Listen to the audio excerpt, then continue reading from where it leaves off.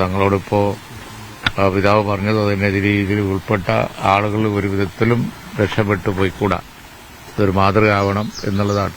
ഇപ്പൊ ഇതിനകം അന്വേഷണം നടക്കുന്നുണ്ട്. ഞങ്ങളും അത് വാച്ച് ചെയ്യുകയാണ്, നേരാവണ്ണം കാര്യങ്ങൾ പോകുന്നുണ്ടോ എന്നുള്ളത്.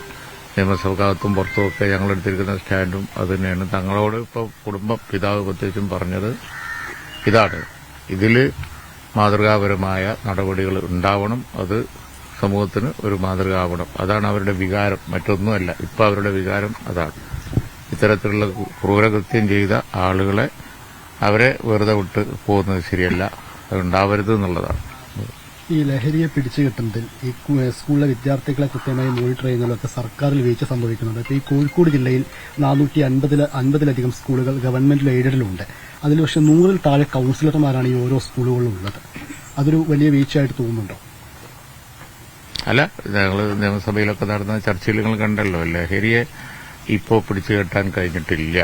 അതൊരു വസ്തുതയാണ്. ഇത്രയധികം ലഹരി വ്യാപകമായ ഒരു കാലഘട്ടം ഉണ്ടായിട്ടില്ല. ഇതൊക്കെ ഒരു സംഭവമാണ്. താങ്കൾ പറഞ്ഞില്ലേ, ഇപ്പോൾ ലഹരി ഉപയോഗിക്കാത്തവനെയാണ് ഇത് ബാധിക്കുന്നതെന്ന് പറഞ്ഞില്ലേ, അത് കണ്ടില്ലേ? സമൂഹത്തെ മൊത്തം ബാധിക്കുന്ന തരത്തിലേക്ക് ഇത് പോയിരിക്കുകയാണ്. അത് വളരെ ഗൌരവമുള്ള പ്രശ്നം. ഇങ്ങനൊരു കാലഘട്ടം കേരളത്തിൽ ഉണ്ടായിട്ടില്ല. ഇത് വല്ലാത്തൊരു സ്ഥിതിയാണ്. അതിനെതിരായി ജനരോഷം ഉയരേണ്ടതുണ്ട്. അതുപോലെ തന്നെ നടപടികൾ ഉണ്ടാകേണ്ടത്. അവരിപ്പോ നല്ല ചർച്ച നടത്തുന്നത് അതുകൊണ്ടൊന്നും കാര്യമില്ല. ലഹരിക്കെതിരായി എപ്പോഴും നടപടിയാണ് വേണ്ടത്.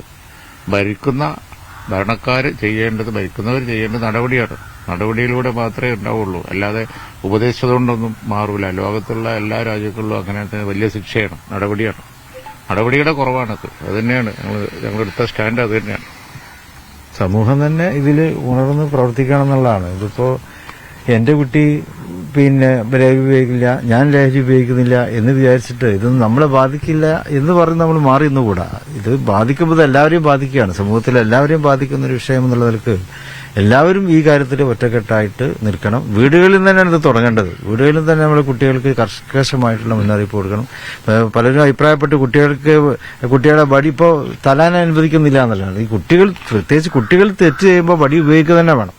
ആ ചെറുപ്പം മുതൽക്ക് തന്നെ നമ്മൾ അവരതിൽ നിന്നും പിന്തിരിപ്പിക്കാൻ ശ്രമിച്ചെങ്കിൽ തന്നെ അത് വളർന്നു വരുമ്പോൾ അതിലൊരു മാറ്റമൊക്കെ ഉണ്ടാക്കാൻ പറ്റുള്ളൂ. അല്ലാതെ വളർന്നു വരുമ്പോൾ ലാത്തി ഉപയോഗിച്ച് ഇത് മാറ്റാൻ പറ്റുമെന്ന് തോന്നുന്നില്ല. ചെറുപ്പത്തിൽ വടി ഉപയോഗിച്ച് തല്ലിക്കൊണ്ട് മാത്രമേ ഇങ്ങനെയൊക്കെയുള്ള ഇതിൽ നിന്നും ചെറിയ തലമുറയെ നമുക്ക് രക്ഷപ്പെടുത്താൻ പറ്റുള്ളൂ.